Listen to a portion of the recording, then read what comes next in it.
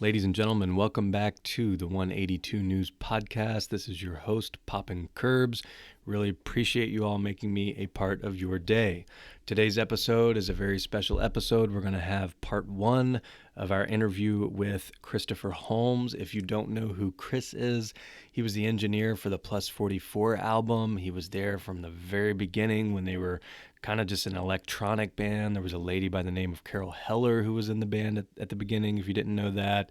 So it's just a fascinating interview. He went on to work with Blink for Neighborhoods. He co-produced and engineered that album. He was with them for Dogs Eating Dogs.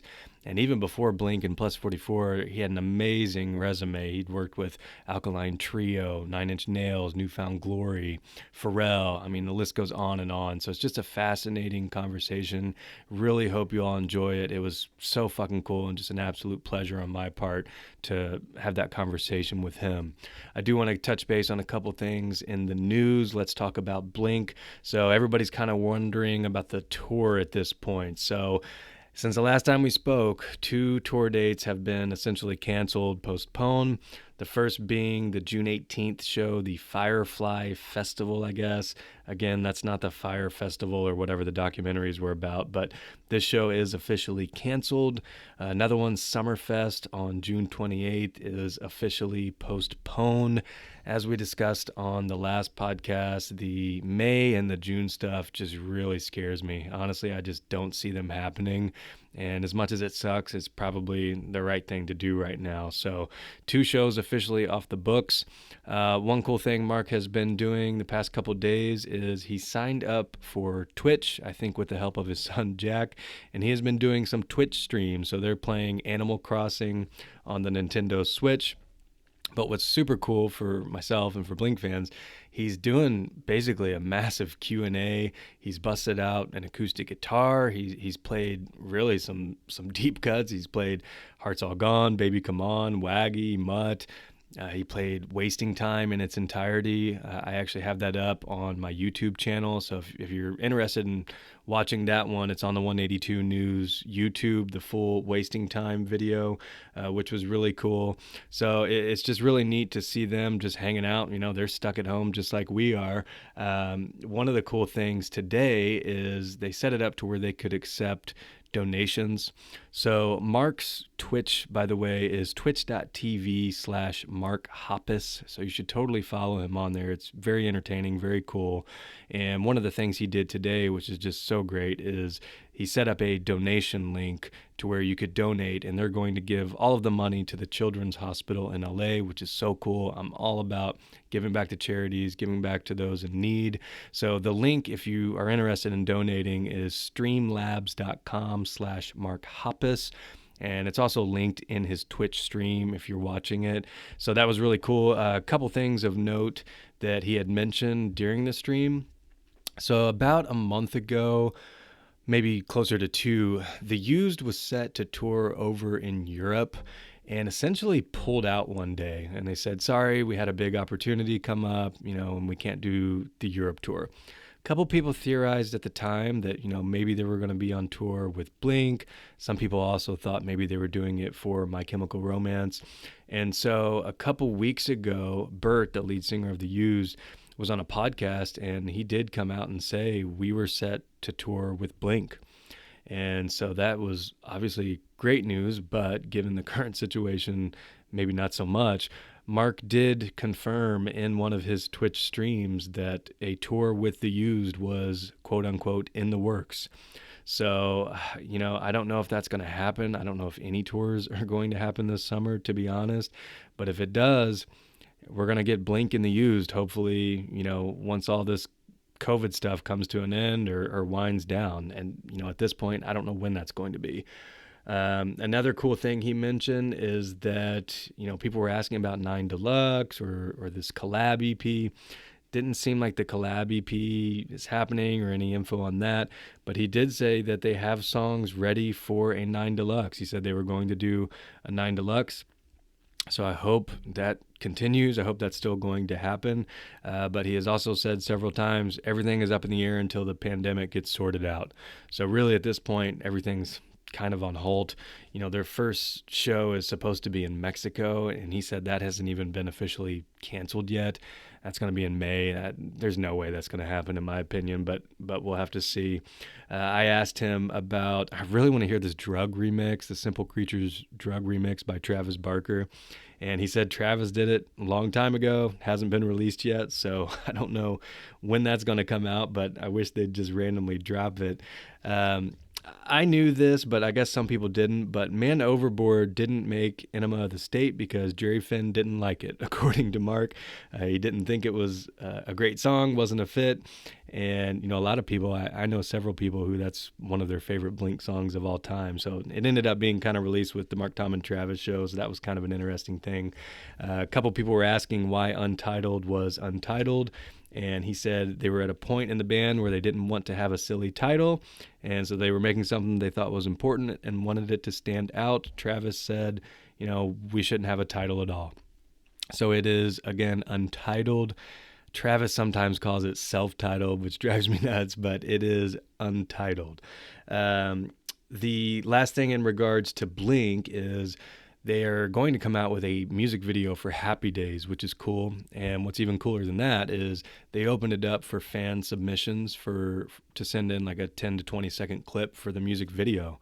So I sent one in. I sent one in with the Blink Online. I sent one in of my kid rocking out to it. So I'm hoping, one of the listeners or somebody that I know ends up in this music video. I mean, that would be so fucking cool to end up in a Blink-182 music video. So that was originally set to release on Friday, he said, and obviously that didn't happen. And he said he's seen the first cut now, and they're shooting for Wednesday, which is April 8th. So hopefully we get a new music video for Happy Days coming up this week, which would be really, really cool.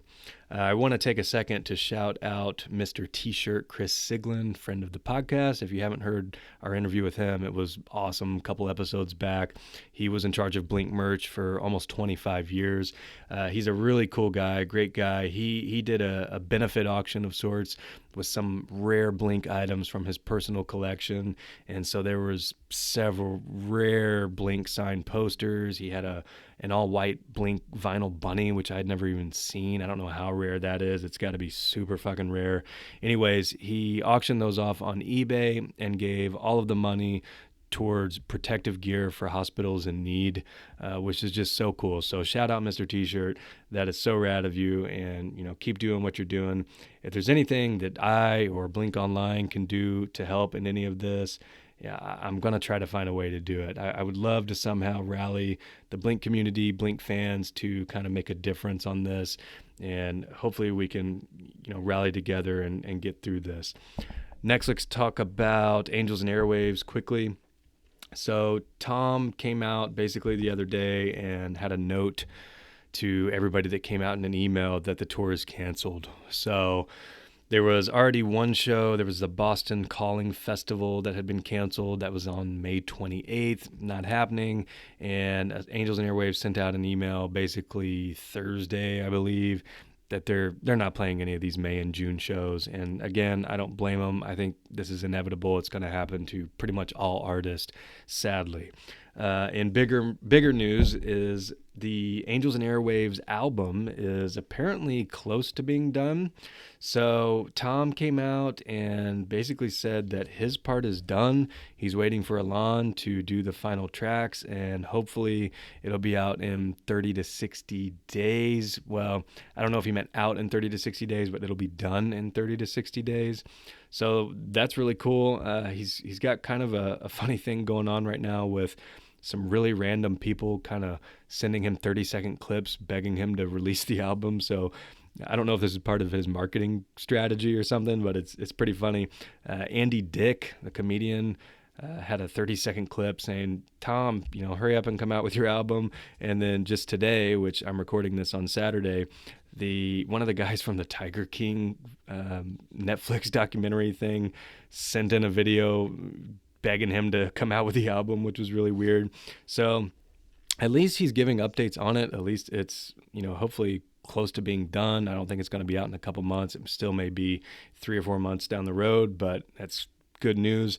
Apparently, Alon was lying when he told us about a week ago, 2 weeks ago, that he had no clue what the status of the album was. So I have a bone to pick with Alon, but hopefully he was lying and we'll get this new music fairly soon.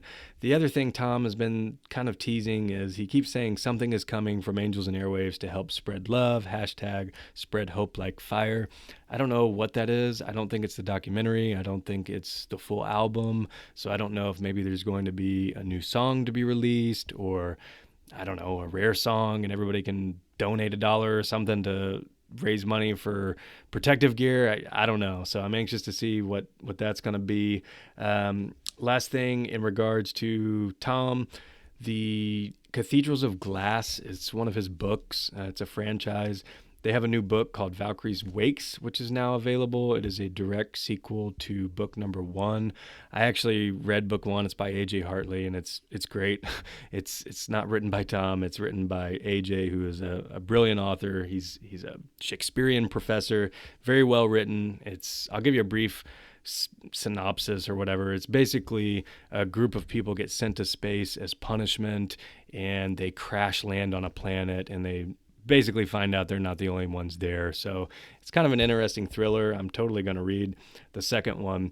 I also do want to mention the folks at To the Stars were rad enough to hook us up with a discount code for anything from To the Stars. So if you're getting anything from there, just type in 182 News Pod on To the Stars and you'll get 10% off. This is not me sponsored. This is not me getting anything out of this. It's just something rad that they offered us, and it's just something I wanted to share with the community. If there's anything cool I can do for Blink or Angels fans, I'm going to try to figure out how to do it. So totally use that. Again, 182 News Pod will get you 10% off, I think, for the next couple months, which is pretty cool. So that is pretty much all for the news. At this point, let's jump into part 1 of my interview with Chris Holmes. Again, fascinating conversation. This particular part of it is going to be mostly based on how he got into the music industry, what does an engineer do, and then a super deep dive into Plus 44. I love Plus 44. That album, honestly, is probably in my top 3 albums of all time. So I was super interested to have this deep conversation with him on this, and I really hope you enjoy it. Again, absolute pleasure on my part. I could not be more appreciative of Chris taking the time to hop on the podcast. I really hope you all enjoy it. So here it is, part 1 of my interview with Christopher Holmes.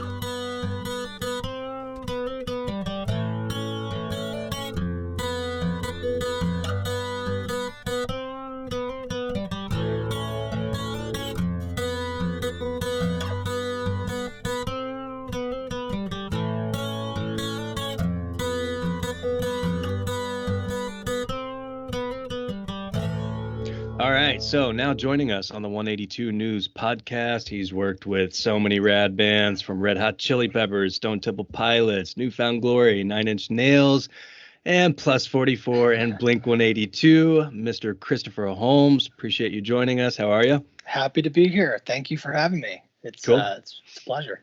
Yeah. Thank you for that epic intro. I feel like, man. You know what's funny?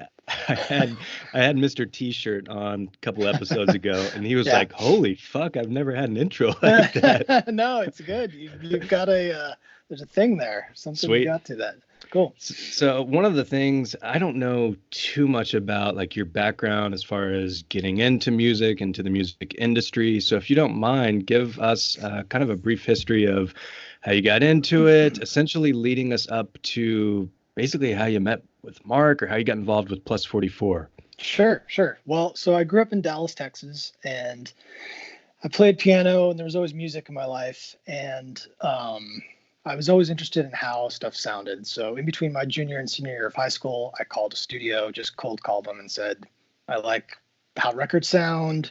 I'm willing to throw out your garbage and make your coffee if you can just let me be around stuff, be around the microphones and all that. And they're like, great. We've got, someone that'll get the groceries and do all the stuff we don't want to do. So for me, it was awesome. It's just like jumping into this thing that I don't really understand, but I know I like how a certain song's the guitar on the left side. I'm like, man, that sounds crazy. How did that happen? Or the drums sound crazy in this song. I was listening on that kind of level of not just like, that's a good chorus, but like, why does that sound like that? So this was perfect for me.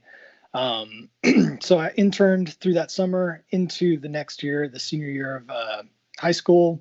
I kept interning through school, which was awesome. My parents were amazing for letting me do that. I'd go to school by the afternoon, leave, and be in the studio till 9, 10 maybe. Wow. And yeah, so, and it was a lot of rock bands. It was some, major label stuff would come through and it would be like a big deal for us to do, but it was a lot of local rock bands. So, that kind of stuff. Finished that, my parents were adamant I needed to get a degree and go to college, and that whole battle that I'm sure people still have. And, how do you, how do you make sure your kid's going to be okay? Well, get the piece of paper that has the college thing. So I went off to Seton Hall and I started majoring in business and minoring in music, and I kept working at studios. And I finally convinced my parents, like, look, I just want to work in music, and this piece of paper is not going to be it. It's not happening for me. So,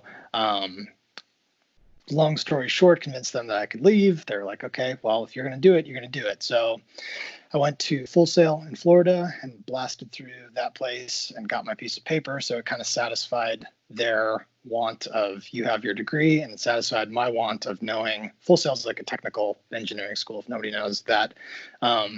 They do a lot of recording, a lot of live stuff. They do gaming. They do all kinds of stuff at this point.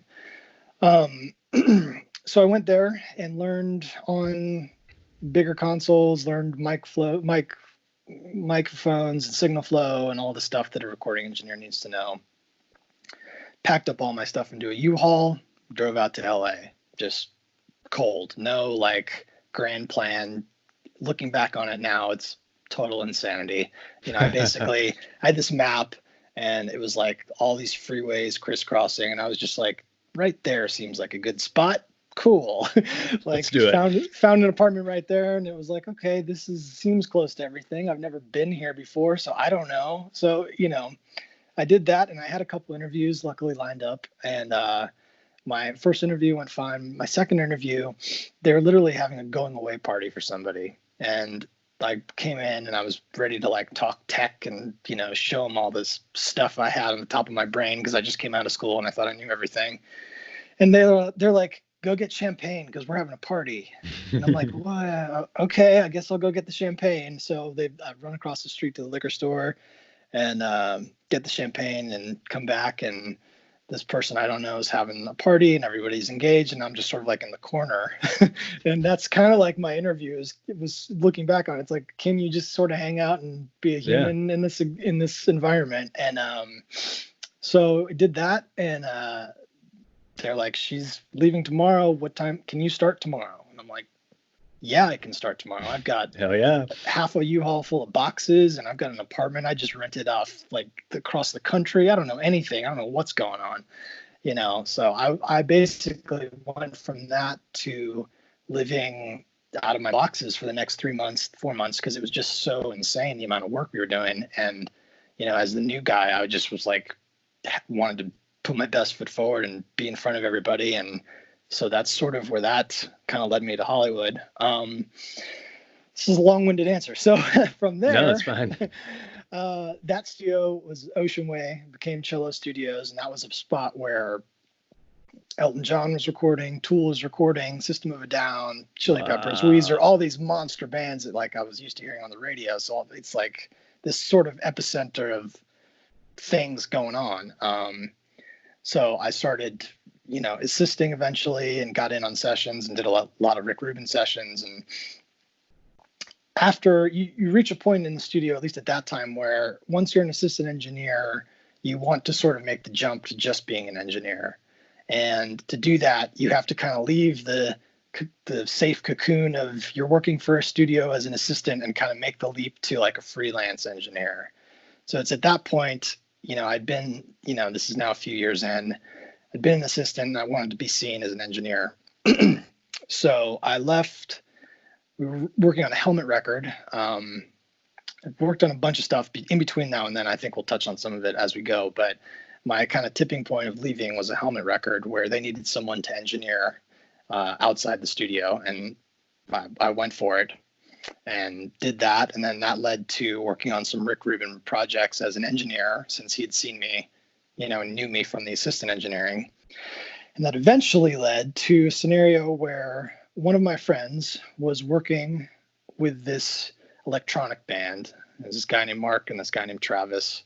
And they were just working on demos, and they're like in this guy's basement. I didn't really know much about it. I hadn't really kept up with bands coming and going and all that. He said, I can't work these like next couple days. Can you just fill in for me? And it fit this time where I was in between projects, and I was about to go on to like something that was going to take like a year of recording. I was like, cool, I'll pop in for a couple days and he'll come back and that'll be that. And so I went over and go into this studio kind of basement. The basement's not really, you and I think of a basement, it's not really a basement. It was a nice set of rooms under a house. It was nice. Yeah. So, and it's Travis and Mark's, project they're working on. They've recently broke up the first time with Tom, and they're starting this band, and it's electronic.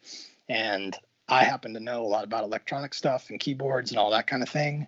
So I was like, okay, cool. I can help these guys in the short term and show them some keyboard tricks and that kind of thing. And we kind of just hit it off. And after those 2 days were up, it was like, well, can you come back, Monday? Can you come back? Can you come back? And, at this point, it was like, okay, shoot, I need to this is my friend's gig. I don't want to take my friend's gig. Yeah. So I was like, okay, well, look, let me hash this out. And I was like, I'm not going to be able to, if I stay on with you guys, I can't do this other gig. So let me talk to him and see if he can do that gig, and I'll stay with you guys and do your gig. And so that all kind of worked out, and he went on and took my gig, and we kind of traded spots basically.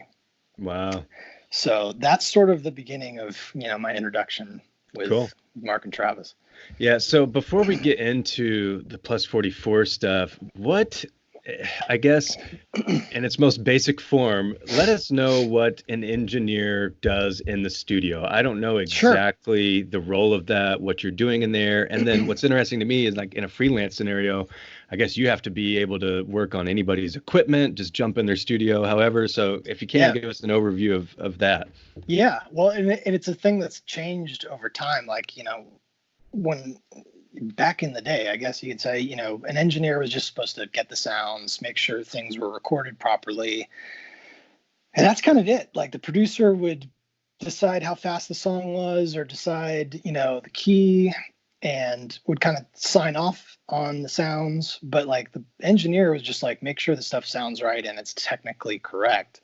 Now, well, even, I guess now it's you're expected to get the sounds, deal with the tempos, and produce and edit and mix. It's kind of, and I think that's kind of an industry changing thing that's happened with music. And, that whole, that same kind of conversation of, wow, the music industry has changed. Well, the music recording business has changed a lot. And the roles, there used to be 4 roles for something. Now one person is expected to do 4 things. Is that because of the technology just being so good and advanced, or? Yeah, I think it's that. I think it's budgets. I think it's just the way records are made now too. That you can get on a laptop and do serious work now, whereas it used to be, you would need a big recording room to get a big recording drum sound. And if you wanted to get a really great guitar sound that was your album keeper guitar sound, you needed to have a room to set up all the amps and have a bunch of microphones and have it go through all the nice equipment. And now it's the demo. If you're making a demo, the line between a demo and your real song, it's the same thing. A demo used to be, you'd just play in a room and it would sound shitty and you were working on the song. Yeah. And now it's oh my God, I did this thing for the demo and that has to be in the song. That is the thing. So yeah, at that time, engineering was more about getting the sounds. My role with the Plus 44, and I think what they found attractive about what I could bring to the table was the knowledge of the keyboards and the synth stuff that they were kind of dabbling in, but not as heavily as what that record ended up kind of being. There was always a little bit of electronics with Blink, but then, this kind of was meant to be electronics heavier, which is where I kind of fit in. Yeah. So you walk into this studio and it's Mark and Travis. So just to back up a tad, did you know of Blink, or did you know who they were, or how did that work out? I knew obviously I knew of Blink. I knew that their success. I knew that they had broken up, but I didn't really know the story or like just what the deal was. I just knew that, oh, these guys are separated right now and they want to make a record. Cool. Yeah. And I had heard like, oh, maybe the other guy's making a record. Okay, so maybe they're just on a break and they're all just making separate records, because they've done that before too. So it's whatever. Yeah. So you come in, and at that point, and for the listeners who don't know, Plus 44 originally was an electronic project. There was a lady by the name of Carol Heller who was involved. Some of the demos with her are on YouTube. You were probably involved in those. So when you go in, it's very much an electronic project. So is Carol there? Like, who's there? Were Shane and Craig there at that point, or not initially? They came in as kind of right as we kind of started recording Shane first, then Craig, but initially it was as you said, Travis, Mark, and Carol, and it was meant to be, the two vocalists with the female vocalist kind of playing off each other, and then having it be kind of based in an electronic kind of world. Yeah. So you come in, how many songs did they have, or were they working on at the time? We not a whole lot, really. There was maybe 3 or 4 ideas. There was little just snippets of like, this little beat sounds cool, or this guitar part could be cool, or that keyboard sounds cool, but nothing really built out. 155 was, I think might have been a real early version of that. That track, from my memory, was one from like when I started to the end. Like, that was a consistent backbone to that project, was that one song, and it went through many variations. Yeah, the ones that I've heard in demo form, I know No It Isn't, Make You Smile, Cliff Diving. Sure. I mean, that record is one of my favorite albums of all time. So that's great. How was the vibe? Were they consciously trying to go in a completely different direction than like fast punk rock, or was there a conscious effort to kind of steer clear of that, or were they just writing with Carol? I don't think there was a conscious effort. I think they wanted to just go into the unknown waters of like, if we made an electronic record with a female singer and a male singer, what does that sound like? And kind of, I think they were aware that, if we come out and make a punk rock record, then it's immediately going to be very quickly compared to a Blink record. And then you've got, it's a 3-person band. So Blink was 3 people. So then you get into that headspace of like, is it just Blink-182 with a girl? No, we don't want to be that. Yeah. We want it to be a separate thing. So how do we do that? Just navigating that. So how far did that get before? Essentially, I've always heard that Carol basically was just kind of busy wanting to start a family, or with her family, and I don't know exactly when they decided to switch directions. Do you have any kind of insight you can share on that? Yeah, I mean, I know she had reached a moment where, she wanted to start a family. I think just from like the creative point of view, and this is not talking shit on anything, it's just the idea of, we've got this batch of songs and we've got a female singer and we've got a male singer. How many tricks can we do to make that interesting? Like, you have the female singer singing the chorus and then the male's underneath. Do you have the female singer sing the first verse and the male sings the second verse? And so as a puzzle, there's only a few kind of like combinations where, if you have that kind of asset at your fingertips, where you have the singer and you want to use the singer, you feel almost like you have to use that trick Yeah. everywhere. And I don't think, so then it becomes like, is the song better because are we serving the song or are we serving the band setup, which is female singer, male singer? Like, so some songs might be better with just the male singer, some songs might be better with just the female singer. And I think it became this balance of, I know Mark wanted to be the front man, and then how do we fit the rest of the puzzle together? And Yeah. as it went and as the songs progressed, it became more clear that, like, okay, these songs she'll be good on, and we need to serve the songs, and they need to go down a different road. Yeah. It's interesting. It's almost like you can take it for granted and blink how there's two frontmen and it's just seamless and seems perfect. But there's not too many bands, as you were just saying that, I'm trying to think about it. There's not too many bands I listen to where there's two frontmen and they just share it perfectly, and then on stage it's perfect. So it's an Yeah, interesting dynamic. and that might have been a moment where they realized that, of like, oh, this is trickier than we're used Yeah. to. The compliment, Mark and Carol complimented each other, but in terms of, like, they're so different in voices, and the project was meant to be such a different thing that, like, how do we fit this together? And it's trickier than you think. Yeah.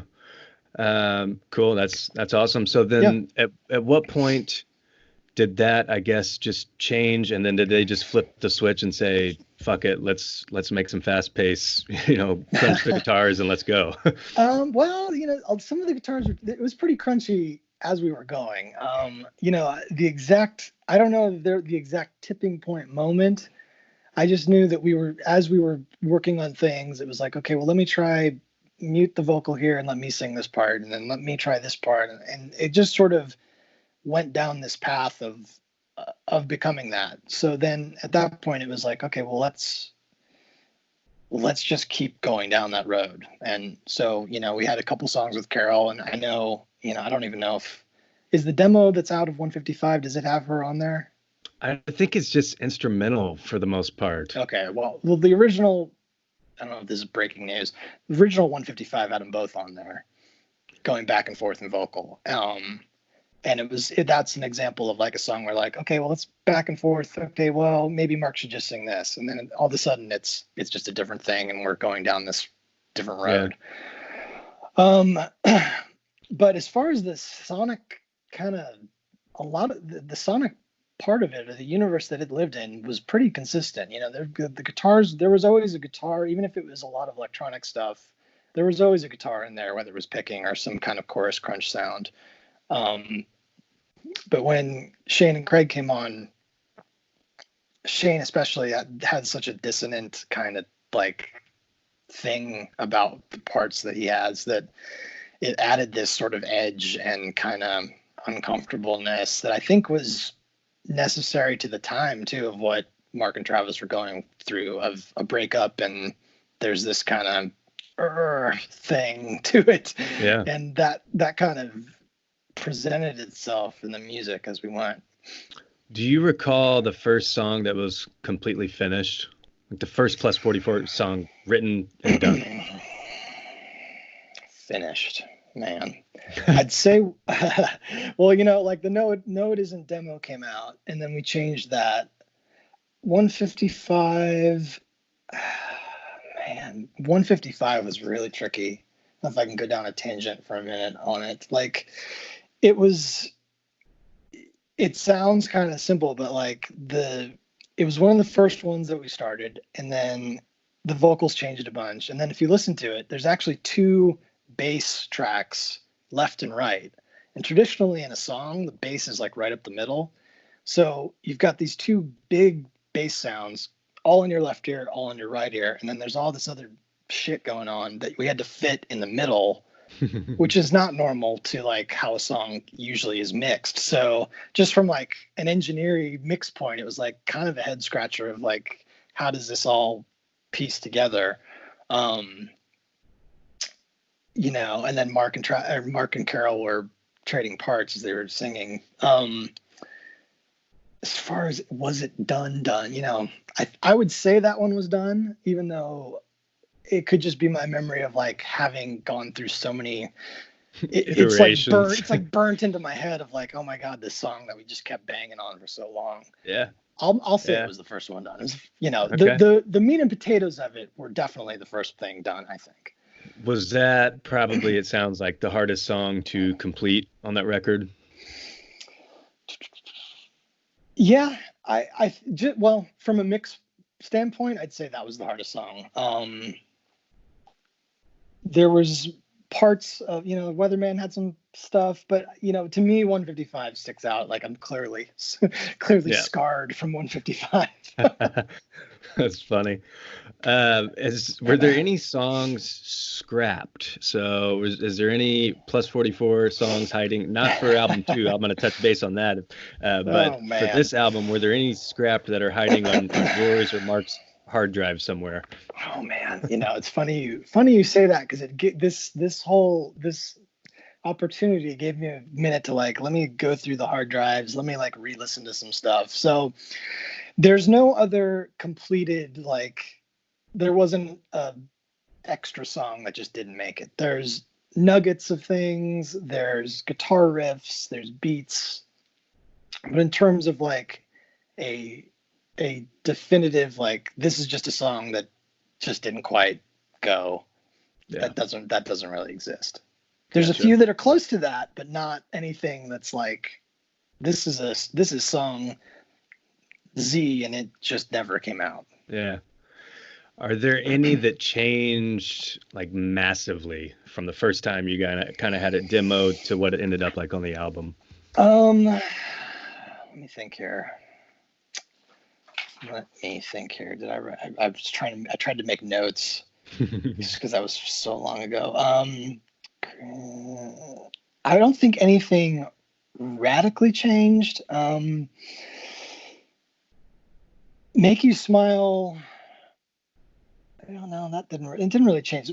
The working title for Make You Smile, which I always thought was kind of funny, was Puppy Killing Machine, Oh which my is like the gosh. most dark kind of title you could have for like such a like kind of happy song. Yeah. um, That's a great I piece of trivia. yeah. It was made completely in jest, and no puppies were harmed. It was just meant as like this song has such a major chord thing going on, and everything else is kind of dark and ominous sounding. That that was the working title. I wouldn't say anything. It's kind of to answer your question. I don't think anything like radically changed. There were some Okay. tempo things. The 155 being literally the BPM of the song. There was a minute where it was 150. There was a minute where it was 152. And then it became 155, and that was what it was. Yeah. The As far as titles go, no, it isn't. I've always heard that the reason it's called that is because everybody kept asking Mark if it was about Tom, and he kept saying, "No, it isn't." Is that accurate? That's what I've heard too. Yeah. Okay. Tongue in cheek. I don't know. They've got their own little jokes amongst themselves, but yeah, that's what I've heard as well. Gotcha. I wanted to ask you, and I don't know how much direct involvement, and maybe it's a ton, maybe it's zero, but what is it like working with Jerry Finn? Mark, Tom, Travis, they've always said for the longest time he was essentially the fourth member of Blink. I mean, just iconic, worked with so many great bands, gone far too soon. What's it Yeah. like working with him in a studio setting? Sure. Well, I was lucky enough to have a few experiences with him. I assisted on AFI's Sing the Sorrow, which he co-produced with Butch Vig. So, Wow. and yeah, so already it's like this super heavy room of like producer heavyweights.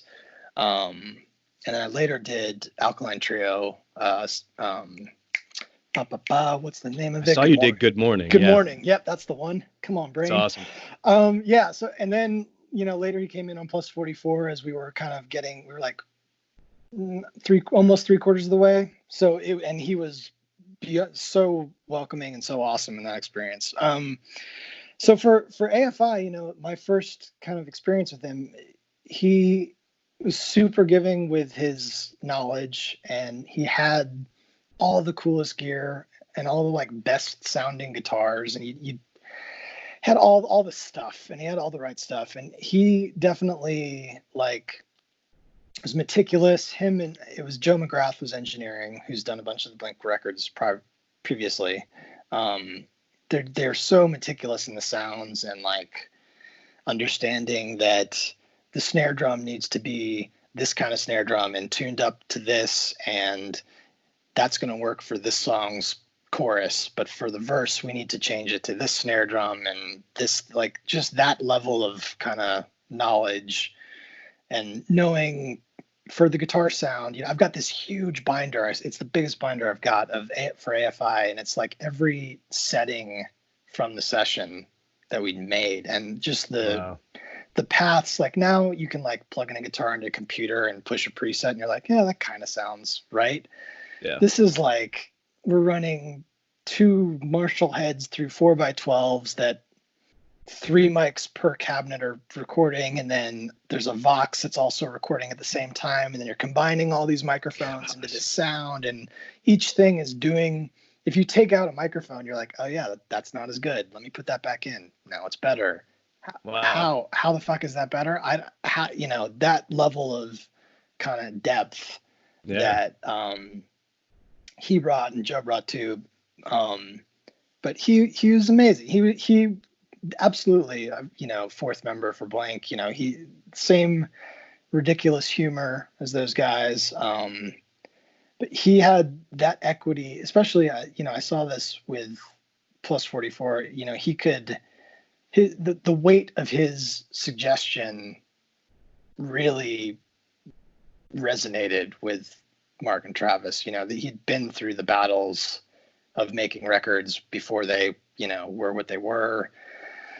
And he was right most of the time. His suggestion was like, yeah, that's better. And I'm pissed at myself that I didn't hear it the way you heard it to make that suggestion. That it's that sort of thing. Yeah. Meanwhile, all of that knowledge and all of that greatness in a package that's, he'll bullshit with you and, talk shit, and super, super great person. Yeah. The role of a producer is something that I can't even begin to wrap my head around, and it seems like it's changed so much over the years. So, I mean, it seems like in his scenario, he's there obviously to produce, bring the best out of the guys with maybe suggestions, stuff like that. Yeah. These days, it's almost like a producer does every single aspect down to every part of the writing process and everything. So I don't know. I guess that probably varies by the producer, right? I would assume. Yeah, producer and genre of music. Like for a traditional kind of quote unquote rock band, the producer, they're not going to like get behind the drum kit and start playing what they think the drummer should play. Whereas like in a pop kind of scenario, the producer's going to sit there and program the drums and tell you that these are the 3 notes you're going to sing. And it seems a lot more songwriter producery is kind of where it is now. But for me with Jerry, it was always a situation of, how fast should the song be? Is it in the right key? Can you even sing the highest note of what you're supposed to get to? Those kinds of things. And then getting into like, in the second verse, should this guitar do this or that? There's those kinds of conversations that he'd have. Same also, with Rick Rubin, like they are able to channel. Maybe they'll suggest something and they know that it's going to kick the artist into a place that's like something they wouldn't have gotten to by themselves. Yeah. That kind of people managing skill, is to me what a producer should be up to. So you go out on tour with Plus 44, is that correct? That is correct. So what role were you on that tour?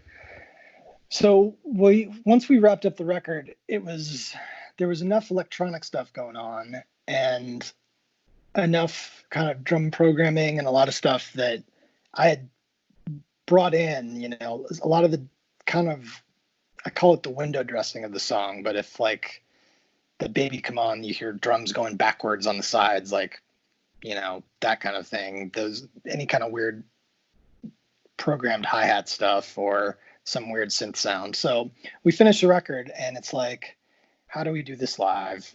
We know we don't necessarily want a keyboard player up there, or like someone that's just like one keyboard setup. So we need to have some stuff that's on tracks, and we need to have everything to a click. And that sort of fell to me as like, okay, well, who's going to do what on each song? You know, I know Travis is going to do the drums, Mark will do bass mostly. Like, who's picking up the parts, and how do we make this so that when it's played live, it sounds more like the record than just like four guys trying to play a totally different version of the song. Yeah. You know, so I ended up being kind of the man behind. You know, it's basically a playback situation, man behind the curtain, starting and stopping songs, and changing tempos of the songs if they wanted, like, you know, 155, maybe 155 sounds better at 160 live. You know, a lot of times the tempo of the song on the record, when you get up in front of people, it feels slow. So Yeah. let's make it all faster. You know, just doing that kind of file work and figuring out how to make it be presentable in its best way. Yeah. So do you have any, I guess, crazy stories from that tour, or do you have like a specific memory or something that sticks out from that tour that's just funny or you enjoy reminiscing on? Yeah. Well, I mean, it was the first time I'd really traveled, you know, extensively, like the world. So, you know, Europe, my first time, Japan, Australia. I've never, you know, Europe was pretty funny. You know, you forget when you're in the studio with these guys, they're just guys, and it's like, what's for lunch, and let's get lunch ordered, and, you know, they're just dudes playing instruments, and sometimes they smell.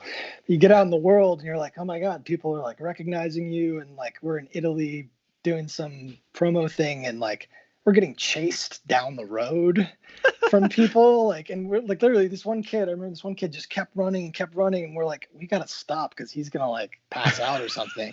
So we stopped the van and like let this kid in, because he'd run for, I don't know, it seemed like it was miles. It probably wasn't, but I was like, you know, it's pretty cool to see how far the music reaches, you know. Yeah.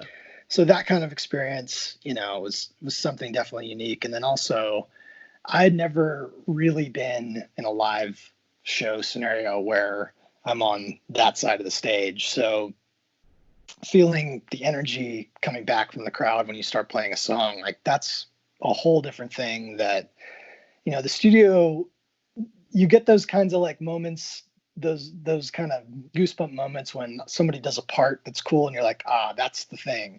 Yeah. This, when it's the crowd, it's like this different kind of beast that is very cool, and I hadn't experienced that before. Yeah. There's nothing like it, man. I've been to I don't know, probably 10 to 15 Blink shows. I got to catch Plus 44 live. It was on the Honda Civic nice. tour. Yeah. So I don't know, were you there when they were doing the stuff with Paul Wall and who else was with them? Fall Out Boy is who they opened for. The headliner. Yep. Yeah, I remember I was at all those. the one show. I think they did quite a few of kind of like signing copies of their album or meet and greets after their set. And of course, the one I went to, it was actually a rescheduled one. It got canceled because I guess Travis and Pete Wentz, their plane didn't arrive in time or something. Yeah, so it got rescheduled. But Paul Wall tried to sell me a grill at his little booth. Of course he did. Afterwards, which was funny. Awesome. Yeah, he's a sweetheart. I haven't talked to him in forever, but yeah, that was a fun, a fun little time. It was cool, and I remember, I mean, I was such a big Blink fan, and then Plus 44 comes out, and I hadn't seen Blink prior to that. I was just too young, and they broke up before I had like my license and everything. So when I saw Plus 44, I remember thinking, this is the closest I will ever see to Blink live. And they played Rock Show and What's My Age Again. It was awesome. So Plus 44, the word was they were going to come out with another album. They had actually, if I recall correctly, canceled a tour in Europe to get started on that. Is that correct? So how far did that get? What's the word on that? Anything? It didn't get very far. There's what's funny. There's these two marked tracks that are on YouTube that are him just playing a guitar, and they're not like any they're not titled anything. I think it's just like Mark Hoppus in the studio, and he's playing I, a Les Paul, which is I my know Les I've Paul, heard by the one. way. Is it? Yeah. Nice. Um, so that was sort of us beginning, kind of, maybe these are two ideas that could be plus 44 songs, and they're still on a hard drive. They've almost become things since then, but they've just never, the planets haven't quite aligned. But Yeah. there wasn't anything formal as far as everybody getting together quite yet. It was sort of an idea, kind of get some new ideas down kind of moments. But yeah, if you look up those two, I'm sure they're still up there somewhere. Those two ideas were kind of, in my head, they were going to be slotted as like, these could be plus 44 ideas. Okay. Yeah, because I think a lot of people think that there's some plus 44 second album sitting out there that Yeah. we need to pay somebody to steal and put on YouTube, but sounds like there's not. I'm sad to report there's not. There's trying to, you know, I wish I had a list of what was actually out there, because I think all the acoustic versions of songs we did came out. You know, Baby Come On came out 155. There's Guten Tag, there's a cover, There's Guten Tag, there's Smashing I Won. Pumpkins, yeah. Yeah. Yeah, I think even all the remixes came out. I don't, the cupboard might be bare as far as like actual listenable things. You know, I could, Yeah. you know, there's some dodgy guitar riffs sitting around, but nothing that's like a fleshed out song. Yeah. So plus 44 kind of comes to an end. You know, Travis obviously was in the plane crash, which ends up bringing Blink sort of together. So do you go on to do other things in between that? And then how do you kind of get pulled back in for Neighborhoods? So I was kind of there the whole time. Mark was producing bands kind of in between, if we're talking in between plus 44 and Blank. Mark was producing, Travis was doing a lot of beats. I was engineering all that stuff basically, and sometimes co-producing depending on what the project was with Mark. But it was super busy as far as like studio time, you know, whether, you know, Mark and Travis shared a studio. So if Travis wasn't in there, Mark was in there writing something or doing demos for something that he wanted to maybe produce. And Travis was in there constantly with people doing, you know, working on beats, working on, you know, kind of everything, and just practicing. Like, I'll say, you know, Travis is a monster musician, and he's a monster musician because that dude practices a lot. Like, he's one of the only ones I know that, you know, it's almost part of his workout routine. Like, he will practice and just play and play and play. And, you know, he's a machine. Yeah, absolutely. I mean, it's crazy. I think at one point he was saying he practices at least 3 hours a day. He runs like 6 miles. Like, I'm like, yeah, geez. No, he's not making that up. Like, and he does that, and then you're like, man, he's got to be done. And then he'll get right back out there and just start smashing the drums. And he goes and look at, you know, and he's not like half-assing. Like, the everything's just annihilated by the time he's done. That's crazy.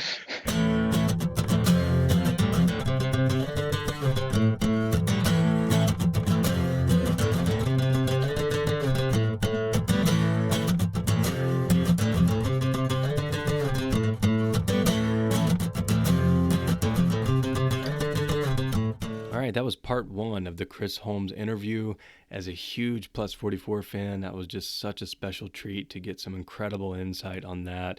Very thankful for Chris taking time out of his day to give us a peek and just share some fascinating info about this stuff. The next episode, we will take a deep dive into the creation process of Neighborhoods. So Chris was literally the guy driving the hard drives back and forth between Tom and Mark and Travis. So we take a deep dive into that. We get into Dogs Eating Dogs. We get into Nothing and Nobody. So I really hope you're looking forward to that. It's awesome. That will be in the very next episode of 182 News Pod.